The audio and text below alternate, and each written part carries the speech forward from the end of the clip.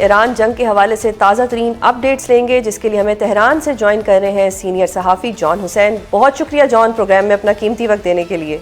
John, ये बताइएगा कि अमरीकी वॉर मिनिस्टर जो हैं उन्होंने ये दावा किया है कि अमेरिका पूरी कुव्वत के साथ इस वक्त ईरान पर हमले कर रहा है और अगर ईरान ने मुआहदा नहीं किया तो अमरीकी हमलों में शिद्दत आ जाएगी। दैट अल्टीमेटली मीन्स कि जो ईरानी क़यादत ये कह रही थी कि अमेरिका हमले बंद नहीं करेगा और वो जंग बंदी करने में भी संजीदा नहीं है, तो ये तो बात आपकी सच साबित हुई। क्या कहेंगे आप इस पर? जी सुजैन, बहुत बहुत शुक्रिया मुझे बुलाने के लिए। देखिए, मैं बार बार एक ही बात करता हुआ आ रहा हूँ, कब से एक ही बात करता हुआ आ रहा हूँ कि इनका कोई प्लान नहीं है निगोशिएट करने का। अगर ये चाहते हैं सरेंडर, और सरेंडर ईरान करेगा नहीं, तो इनके पास ऑप्शंस बहुत कम है। ये अगर पूरे ईरान में बमबारी भी कर दें, लेट सपोज वो जो कह रहे हैं कि उन्होंने नेवी भी खत्म कर दी, एयरफोर्स भी खत्म कर दी, सब कुछ खत्म कर दिया, उसके बावजूद 88 वेव्स आपने देखा है कि अभी तक हो चुकी हैं और बमबारी ईरान की तरफ से भी शदीद जारी है, जबकि यहाँ पे भी हमले हो रहे हैं, नो डाउट। लेकिन ईरान जो है वो रुकने वाला नहीं है और शुरू से इनकी अप्रोच यही रही है कि कंफ्यूज करके नेगोशिएशंस में डाल के पार्टीज को उम्मीद दिलवा के फिर जो है वो अपनी मनमानी करना। अभी फेसबुक भी मेरा जो है वो बैन कर दिया है। ये किसी भी तरीके से जो है वो सेंसरशिप भी चला रहे हैं, अपने प्रोपेगेंडे भी चला रहे हैं। तो किसी भी तरीके से ये चाह रहे हैं कि ये जो रिजीम चेंज का ख्वाब है ये पूरा कर लें और यहाँ से कोई जो है वो रेजिस्टेंस इनको नजर ना आए। तो ऐसा होगा नहीं। ईरान जो है वो ऑलरेडी खड़ा हुआ है अपने पेज के ऊपर और ईरान ने बोल दिया क्लियरली कि हमें कोई निगोशिएशन, किसी भी चीज़ में कोई इंटरेस्ट नहीं है। सही। अच्छा जॉन, ये बताइएगा कि इस वक्त तेहरान में भी क्या यही फीलिंग है कि जंग को ख़त्म करने का जो दबाव है वो इस वक्त ट्रंप पे ज़्यादा है और सीज फायर में पहले ट्रंप जो है वो पहल करेगा, उसके बाद ईरान सोचेगा? जी, ये तो ट्रंप की क्या वो है। बहरहाल ये जो जाहिर है वो जो इजराइल चाहता है वो होता है वहाँ पे, अभी तो नज़र ऐसे ही आ रहा है। तो यहाँ पे सेंटिमेंट ये है कि ट्रंप बेसिकली रिप्रेजेंट कर रहा है उन सारे इंटरेस्ट को जो इजराइल चाहता है और इजराइल इस वक्त सीज फायर करना चाहता है बहुत शिद्दत के साथ, क्योंकि उनका नुकसान इतना ज़्यादा हो गया है। और ईरान के अंदर सेंटिमेंट ये है इस बात का कि सीज फायर नहीं होनी चाहिए इनके साथ अनटिल एंड अनलेस कोई प्रैक्टिकल स्टेप, कोई permanent step, for example basis खाली करना इनकी तरफ से ना हो, उसके बाद जाके शायद बात हो सकती है। लेकिन जंग का खतरा जब तक मंडला रहा है और जब तक कि अपनी जो है वो जिस तरीके से इन्होंने पहले भी किया, जब तक ये अपनी अप्रोच रखेंगे तब तक इनको और ज्यादा नुकसान होगा। ये लोग मिस कैलकुलेशन कहते हैं इस चीज को।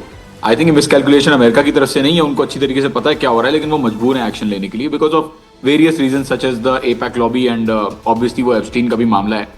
तो जाहिर है वो करते रहेंगे ये चीज, लेकिन उनको नुकसान बहुत ज्यादा हो रहा है इस चीज का। सही। अच्छा जॉन, आपने कहा कि इजराइल जो है वो सीज फायर चाहता है, इजराइल भी सीज फायर चाहता है, वो भी डेस्परेट है। उधर से ट्रंप ने भी 6 अप्रैल तक की डेट दे दी है कि इस तक मतलब जो सीज फायर है वो हो जाना चाहिए। तो फिर प्रॉब्लम कहाँ पे आ रही है? फिर तो सीज फायर हो जाना चाहिए।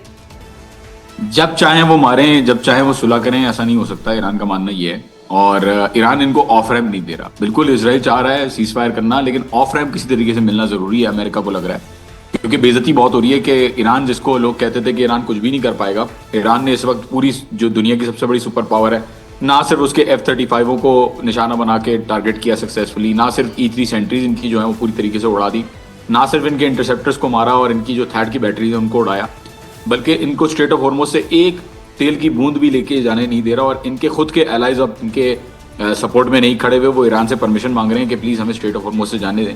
तो देखें, ऑफ रैम्प बहुत ज़रूरी है ट्रंप के लिए इस वक्त। ऑफ रैम्प बिल्कुल सर्वाइवल, उसके अपने पॉलिटिकल सर्वाइवल तो चले नहीं होगा, वो तो दो टर्म्स पूरे कर चुका है, लेकिन रिपब्लिकन पार्टी जो है उसके अपने सर्वाइवल के लिए और ओवरऑल इजराइल की जो क्रेडिबिलिटी है और इजराइल का जो नोशन है और डॉलर का जो स्टेटस है पूरी दुनिया के अंदर और क्रेडिबिलिटी है, उसको बचाने के लिए ऑफ रैम्प जरूरी है, जो कि ईरान नहीं देना चाह रहा।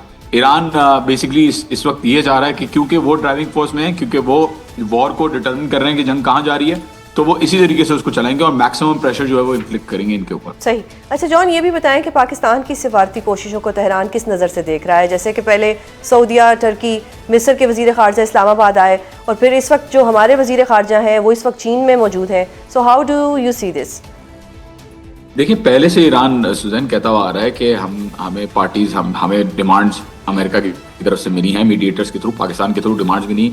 इन्होंने उन डिमांड्स के ऊपर रिप्लाई भी किया और बिल्कुल अच्छा देखा जा रहा है, पॉजिटिवली देखा जा रहा है पाकिस्तान को। अच्छी बात है, पाकिस्तान कोशिश कर रहा है परमानेंट सीज फायर की, लेकिन यहाँ पे जो फ्रेमवर्क डिसाइड हो रहा है नेगोशिएशन का, उसके अंदर आई थिंक ईरान की ख्वाहिश ये है कि ईरान को इन्वॉल्व किया जाए इस चीज़ के अंदर, कि उनके फ्रेमवर्क के ऊपर बात हो और अरब ममालिक को समझाया जाए कि वो बेसिकली इस रीजन के अंदर से निकल जाएं। जैसा कि अब्बास अराक्ची साहब ने भी दोबारा रीअफर्म किया अपनी ट्वीट के अंदर कि बिल्कुल यहाँ पे हमारे पास एफर्ट्स हो रहे हैं, लेकिन हम लोग जो है वो राजी नहीं है जब तक जो है कोई चीज़ परमानेंटली नहीं हो जाती। और हम जो है वो इस चीज़ को नहीं देख रहे, ईरानी जो है वो इस चीज़ को नहीं देख रहे कि उनकी डिमांड्स मीट होंगी इस नेगोशिएशन प्रोसेस में। लेकिन अच्छी बात है, पाकिस्तान एफर्ट्स कर रहा है और करने चाहिए एफर्ट्स परमानेंट सीज फायर के। अच्छा, आपने खलीजी ममालिक की बात की, एक ये खबर आज सामने आई है कि जंग अगर जारी रही और अगर ट्रंप साहब को ज़रूरत पड़ी तो वो खलीजी ममालिक से फाइनेंसिंग लेंगे। मेरी मालूमात के मुताबिक सुजैन फाइनेंसिंग ऑलरेडी मिल चुकी है। 3 अरब ममालिक हैं जिन्होंने फाइनेंसिंग दी है इनको, और वो वक्त सामने बहरहाल ले आएगा, नाम ले आएगा और ले आएगा, दिखा देगी दुनिया के किसने कितने पैसे दिए हैं। और ये तो इनकी रिवायत रही है अमेरिका की कि पहले ये ब्लैकमेल करते हैं कंट्रीज को, कहते हैं कि तुम्हारे ऊपर हमला हो जाएगा इसलिए हमसे वेपन्स खरीदो, हमारे मुल्कों में इन्वेस्टमेंट करो। फिर अगर वो दूसरे सामने मुल्क रेजिस्टेंस दिखाते हैं, ज़रा सी भी उनकी कोशिश रहती है रेजिस्टेंस की, तो अमेरिका थ्रेटन करता है कि तुम्हारी बादशाहत हम पलट देंगे। तो ये पूरा प्रोसेस अभी भी जो जंग हुई है उसके ऊपर जो पैसे ओवरऑल खर्चा अभी जो आ रहा है इंक्रीजिंगली, वो भी बड़ी इंपॉर्टेंट बात की है कि पैसे जो हैं वो मिल चुके हैं। और अगर ऐसा हुआ है तो फिर तो सीज फायर इतने आराम से नहीं होगा। जी बस वेट करें, आपको इन्फॉर्मेशन जो है वो होपफुली मिल जाएगी। लेकिन मेरी मालूमात के मुताबिक पैसे जो है वो काफ़ी मुल्कों ने दिए हैं ऑलरेडी जंग के लिए। और सीज फायर इसीलिए देखें, इसीलिए ईरान इतना इंक्रीजिंगली अग्रेसिवली जो है यूएई और बहरीन पर्टिकुलरली अगर आप देखें तो इसीलिए इतना अग्रेसिवली जो है उनके अंदर जो एसेट्स हैं, यूएस बेसिस हैं और जो इंटरेस्ट हैं उनको स्ट्राइक कर रहा है। और ये बात तो ट्रंप पहले भी कह चुका है कि ये मुल्क हमारा, ट्रंप ने खुद कहा है कि ये excellent, Saudi Arabia excellent, Bahrain excellent, UAE excellent, तो वो तो उनका साथ दे रहे हैं। और खुल के शुरू से नजर आ रहा है कि स्ट्रैटो टैंकर्स और जितनी भी चीज़ें F-35 खड़े में उनके बेसिस के अंदर, इसराइल की तरफ जो रॉकेट जा रहे होते हैं ईरान की तरफ से वो भी रोके जाते हैं अरब ममालिक की तरफ से। तो बिल्कुल ऐसी रिपोर्ट मुझे मिली है और मंजर आम पर आ जाएगी ये रिपोर्ट जल्द ईरान की तरफ से अगर हुआ तो। अच्छा जॉन, क्या ईरानी दानिश्वर वली नसर का ये दावा दुरुस्त है कि ईरान ने अमेरिका के साथ किसी भी डील की सूरत में पाकिस्तान से जमानत तलब की है और इसी वजह से पाकिस्तान ने चीन से रब्ता किया है ताकि वो ईरान को गारंटी दे सकें? देखें, ईरान का मानना यह है कि कोई भी गारंटी अमेरिका की तरफ से नहीं दे सकता। कोई भी, अगर आप ये देखें JCPOA agreement, joint comprehensive plan of action, ये मुआहिदा हुआ था ईरान के साथ 2015 में। किसका? US, UK, China, Russia, France और जर्मनी, इन 6 ममालिक ने गारंटीज दी थी और ये 6 ममालिक जो हैं वो अग्री करके बैठ गए थे ईरान के साथ। लेकिन 2018 में ट्रंप ने उसको रद्दी के बराबर उस अग्रीमेंट को रखा और फाड़ के जो है वो फेंक दिया, sorry for the informal language, लेकिन उसको बिल्कुल भी इज्जत नहीं दी। तो बात सारी ये है कि अगर ये सारे ममालिक मिलके इतनी बड़ी बड़ी सुपर पावर्स अगर गारंटी जो है वो अपनी अपहोल्ड नहीं कर पा रहे, तो ईरान कैसे ट्रस्ट कर सकता है किसी के ऊपर भी कि वो गारंटी दे सकेगा? अच्छी बात है, करनी चाहिए कोशिशें, लेकिन इसके अंदर कोई भरोसा नहीं है ईरानी को, अभी तक कोई भरोसा नहीं है कि किसी की भी गारंटी जो है वो चलेगी इस बात के अंदर। सिर्फ सोल्यूशन यही है कि परमानेंटली अमेरिका खुद जो है वो स्टेप्स उठाए और उसके बाद हो सकता है आपको फ्लेक्सिबिलिटी नजर आए कहीं से ईरान की तरफ से। बहुत शुक्रिया जॉन, प्रोग्राम में अपना कीमती वक्त देने के लिए।